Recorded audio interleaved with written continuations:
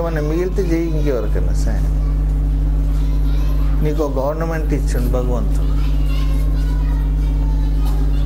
పోషించుకొని పాలించేటందుకు నీకు గవర్నమెంట్ ఇచ్చిండు. ఆఫీస్లో అటెండర్ కొలువు ఉన్నా ఇంటికి వచ్చినాక వాడు రాజు, వాడు ఆఫీసర్. వాడు ఏం చెప్తే భార్య పనిచేస్తుంది, పిల్ల పనిచేస్తుంది. కానీ ఆఫీస్ లేదు, వాడికి అందరికన్నా లాస్ట్ కొలువు అంది అటెండర్ కొలువు. కానీ భగవంతుడు వానికి ఇంట్లోకి వచ్చినాక వాడిని రాజుని చేసిండు.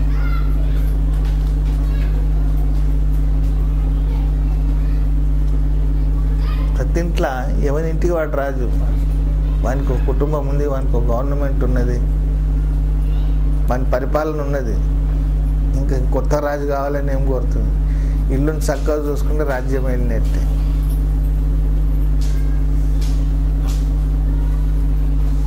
లీడర్లు తిరుగుతుంటారు, మందిని సుధరాష్ట్రమని వాళ్ళ ఇంట్లోనే బిగడానికి ఉంటుంది. ఇంట గెలిచి రెచ్చగెలవాలి.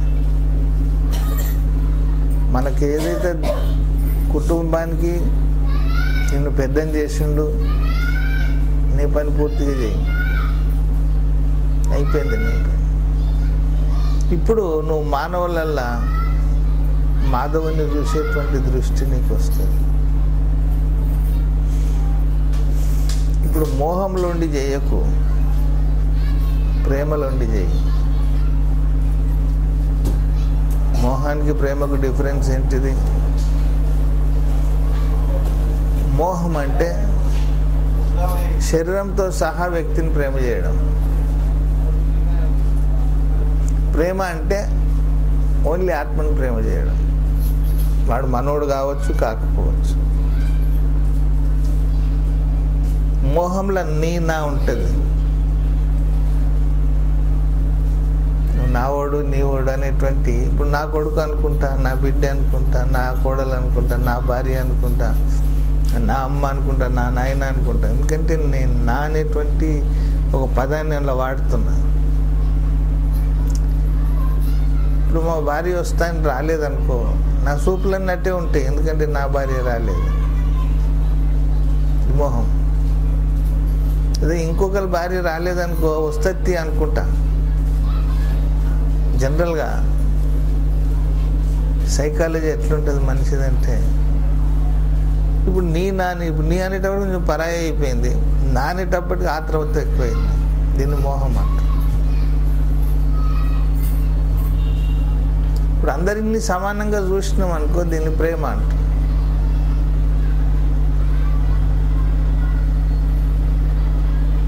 ప్రేమ వేరే, మోహం వేరే. కానీ మనం వాడేటప్పుడు ప్రేమనే వాడుతున్నాం శబ్దాన్ని. ఆధ్యాత్మిక భాషలో ప్రేమకు వేరే శబ్దం ఉన్నది, మోహానికి వేరే శబ్దం ఉన్నది. మోహంలో నీ నా అనేటువంటి మతలబ్ పెట్టుకొని ప్రేమ చేయడం మోహం అవుతుంది. అది లేకుండా చేయడం ప్రేమ. దేవుని సేవించు, దైవాన్ని కూడా ధ్యానం చేయి, దైవం పూజ చేయి, దైవంలోనే ఉండు. ఉన్నవు కూడా, ఉన్నాని అనుకుంటే దైవంలో ఉన్నట్టుంది. నీ చుట్టూ భగవంతుడు ఉన్నాడు అనుకో, దైవంలో ఉండు. మానవులలో మాధవుని ప్రేమిస్తూ ఉండు. అందరి యందు పరమాత్మని ఉండడానికి కానీ భావన చేసి నువ్వు కర్మ చేస్తే, వ్యవహారం చేస్తే అది ప్రేమ అవుతుంది, అది పూజ అవుతుంది. ఈ పూజ ఎవడు చేస్తూ ఉంటాడో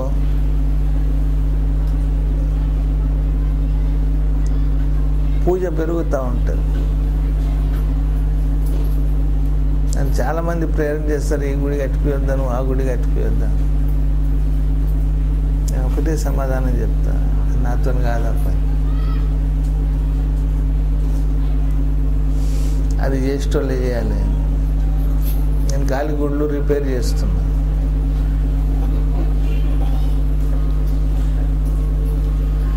దేహో దేవాలయ ప్రోక్తం జీవదేవ సనాతన తజే అజ్ఞాన నిర్మాల్యం సోహం భావైన పూజ. నేను అనేటువంటి వాడు తనను తాను మర్చిపోయింది. నేను అది గుర్తు చేస్తాను. 3 విషయాలు బాగా గుర్తుపెట్టుకోవాలి. 3 విషయాలు. ఒకటి దైవము, రెండోది జీవుడు, మూడోది ప్రకృతి. గీతలో మనకు 3 పరిచయం ఇస్తాడు. దేవుడు ఉన్నాడు, తన పని తను చేస్తున్నాడు. జీవుడు తన పని తను చేస్తున్నాడు, మర్చిపోయిండు. తన కర్తవ్యాన్ని పూర్తిగా ప్రకృతి మర్చిపోలేదు, తన కర్తవ్యాన్ని చేస్తూనే ఉన్నది. ఏం చేయాలో అది చేస్తుంది. జీవుడే తనను తాను మర్చిపోయాడు. నువ్వెవడంటే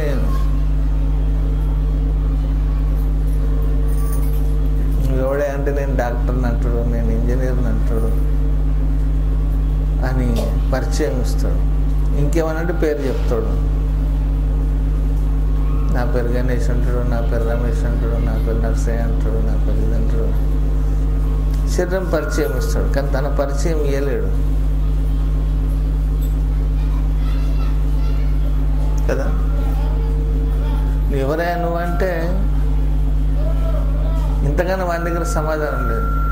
ఇంకా గట్టిగా అడిగినావు ఇంకో ఎవడయ్యా నువ్వు అంటే ఇడు మెంటల్ గాడు అంటాడు. ఎవడే అని అడిగితే ఇంక 3 తీర్లు చెప్పినా సమజీత లేదు అంటాడు.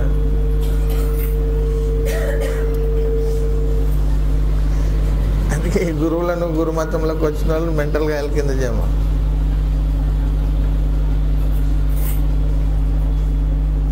తనను తాను తెలుసుకోవాలి. ప్రతి మనిషి సంతోషంగా ఉండాలి, శాంతిగా ఉండాలని ఆలోచన చేస్తాడు.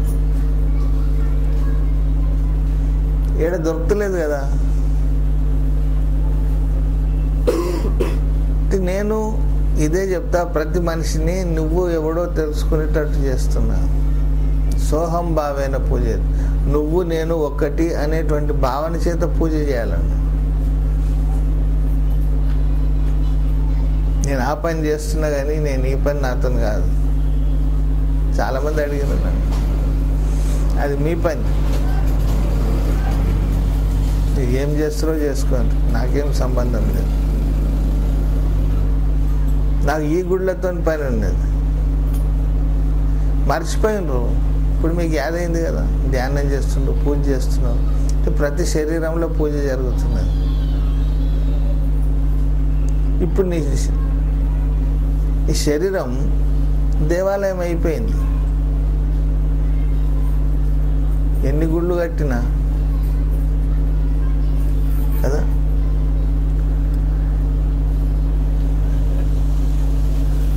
భగవంతుడు కట్టిన గుళ్ళల్లో పూజ లేదు. దాన్ని స్టార్ట్ చేయించు.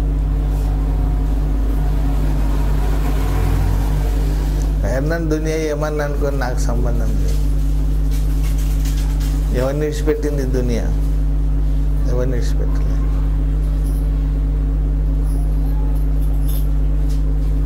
ఎవడైతే ఇతరుల దేహంలో ఉన్నటువంటి దేహిని, ఆత్మను, పరమాత్మని భావిస్తాడో, మనకి ఓం శ్రీకృష్ణార్పణం వస్తాను ఏది అందిస్తాడో అది పూజ. ఇది చెల్తే దీన్ని ఏమైనా ఫీల్డ్ మీద ఫిలాసఫీ ఏడుంది ఇప్పుడు? ఫీల్డ్ మీద, వ్యవహారంలా.